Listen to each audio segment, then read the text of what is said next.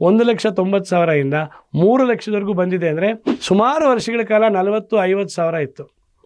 ಅದು 90ಕ್ಕೆ ಬರೋಕ್ಕೆ ಸಾಕಷ್ಟು ಸಮಯ ತಗೋತು. ಟ್ರೇಡ್ಗೆ ಸಂಬಂಧಪಟ್ಟ ವಾರ್ ನಡೀತಿರ್ಬೋದು, ಚೈನಾ ಅವರು ಎಕ್ಸ್ಪೋರ್ಟ್ ಮಾಡೋದನ್ನ ನಿಲ್ಲಿಸಿದ್ದಾರೆ ಬೆಳ್ಳಿದು, ಟ್ರಂಪ್ನ ಹೇಳಿಕೆಗಳಿರ್ಬೋದು. ಅದಾದಮೇಲೆ 5,000ಕ್ಕೆ ಬಂತು. ನಾವೀಗ ತಿರುಪತಿ ತಿಮ್ಮಪ್ಪನ ಬೆಟ್ಟ ಇದೆಯಲ್ಲ, ಅದನ್ನು ಆರಾಮಾಗಿ ಹತ್ಬಿಡ್ಬೋದು.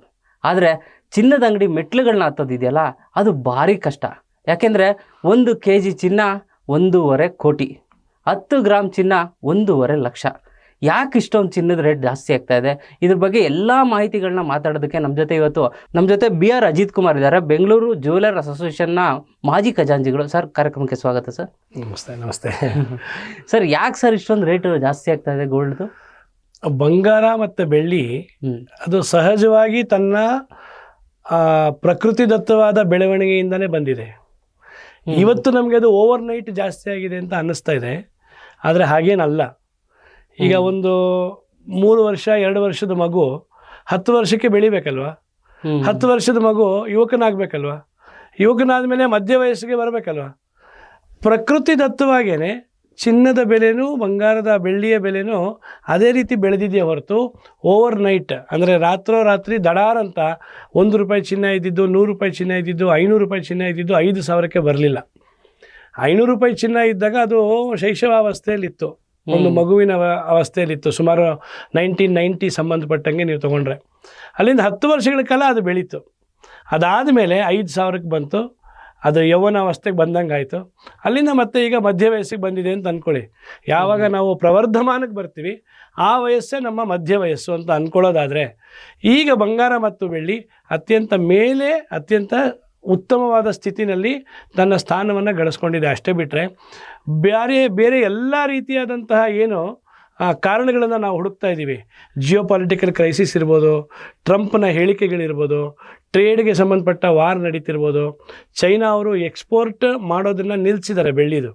ಹಾಗಾಗಿ ಬೆಳ್ಳಿ ಬೆಲೆ ಜಾಸ್ತಿಯಾಗಿ ಅದಾದ ಮೇಲೆ 5 ಲಕ್ಷದವರೆಗೂ ಬೆಳ್ಳಿಯ ಎಕ್ಸ್ಪೋರ್ಟ್ ಮಾಡದೆ 5 ಲಕ್ಷ ನಂತರ ನಾವು ಅದನ್ನು ಎಕ್ಸ್ಪೋರ್ಟ್ ಮಾಡ್ತೀವಿ ಅನ್ನುವಂಥ ವಿಷಯಗಳೆಲ್ಲವೂ ಆರ್ಥಿಕತೆಯಿಂದ ಕೂಡಿರೋದೇ ಆದರೂ ನನ್ನ ದೃಷ್ಟಿಯಲ್ಲಿ, ನನ್ನ ಒಂದು ಅಭಿಪ್ರಾಯದಲ್ಲಿ ಬಂಗಾರ ಮತ್ತು ಬೆಳ್ಳಿ ತನ್ನ ಸದೃಢತೆಯಿಂದ ಬೆಳೆದಿದೆಯೇ ಹೊರತು ಯಾವುದೇ ಓವರ್ನೈಟ್ ಬೆಳವಣಿಗೆ ಇದಲ್ಲ.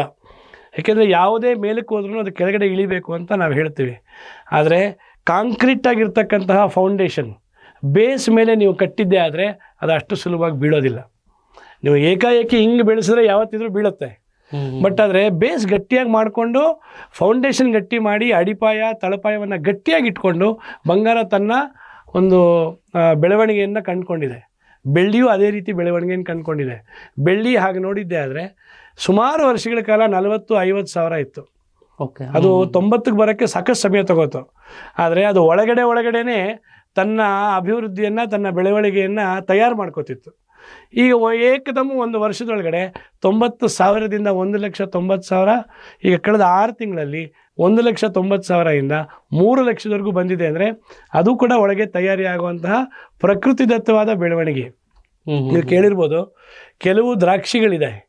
ಆ ದ್ರಾಕ್ಷಿಯ ವಿಶೇಷ ಏನಂತಂದರೆ ಅದು 30 ವರ್ಷಗಳ ಕಾಲ ಭೂಮಿಯ ಒಳಗೆ ತಯಾರಿ ತಗೊಳ್ಳುತ್ತೆ.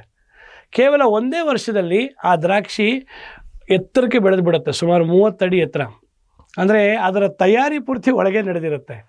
ಅದು ಯಾವಾಗ ಹೊರಗಡೆ ಬರುತ್ತೋ ಆಗ ಅದು ಅತ್ಯದ್ಭುತವಾದಂಥ ಒಂದು ಪ್ರಕೃತಿಯ ರೂಪವನ್ನು ತಾಳುತ್ತೆ.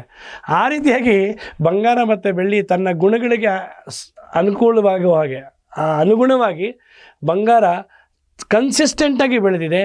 ಬೆಳ್ಳಿ ಏಕದಮ್ ಒಂದೇ ಸರ್ತಿ ಒಂದು ಲಾಂಗ್ ಜಂಪನ್ನು ತಗೊಂಡಿದೆ. ಆದರೆ ಕಾಂಕ್ರೀಟ್ ಆಗಿರ್ತಕ್ಕಂತಹ ಫೌಂಡೇಶನ್ ಬೇಸ್ ಮೇಲೆ ನೀವು ಕಟ್ಟಿದ್ದೇ ಆದರೆ ಅದು ಅಷ್ಟು ಸುಲಭವಾಗಿ ಬೀಳೋದಿಲ್ಲ. ನೀವು ಏಕಾಏಕಿ ಹಿಂಗೆ ಬೆಳೆಸಿದ್ರೆ ಯಾವತ್ತಿದ್ರೂ ಬೀಳುತ್ತೆ. ಬಟ್ ಆದರೆ ಬೇಸ್ ಗಟ್ಟಿಯಾಗಿ ಮಾಡಿಕೊಂಡು ಫೌಂಡೇಶನ್ ಗಟ್ಟಿ ಮಾಡಿ ಅಡಿಪಾಯ ತಳಪಾಯವನ್ನು ಗಟ್ಟಿಯಾಗಿ ಇಟ್ಕೊಂಡು ಬಂಗಾರ ತನ್ನ ಒಂದು ಬೆಳವಣಿಗೆಯನ್ನು ಕಂಡುಕೊಂಡಿದೆ. ಬೆಳ್ಳಿಯೂ ಅದೇ ರೀತಿ ಬೆಳವಣಿಗೆಯನ್ನು ಕಂಡುಕೊಂಡಿದೆ. ಬೆಳ್ಳಿ ಹಾಗೆ ನೋಡಿದ್ದೆ ಆದರೆ ಸುಮಾರು ವರ್ಷಗಳ ಕಾಲ 40-50 ಸಾವಿರ ಇತ್ತು. ಅದು 90ಕ್ಕೆ ಬರೋಕ್ಕೆ ಸಾಕಷ್ಟು ಸಮಯ ತಗೋತು.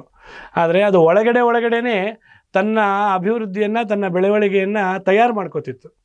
ಈಗ ಏಕದಮ್ 1 ವರ್ಷದೊಳಗಡೆ 90,000ದಿಂದ 1,90,000, ಈಗ ಕಳೆದ 6 ತಿಂಗಳಲ್ಲಿ 1,90,000 3 ಲಕ್ಷದವರೆಗೂ ಬಂದಿದೆ ಅಂದರೆ ಅದು ಕೂಡ ಒಳಗೆ ತಯಾರಿ ಆಗುವಂತಹ ಪ್ರಕೃತಿದತ್ತವಾದ ಬೆಳವಣಿಗೆ.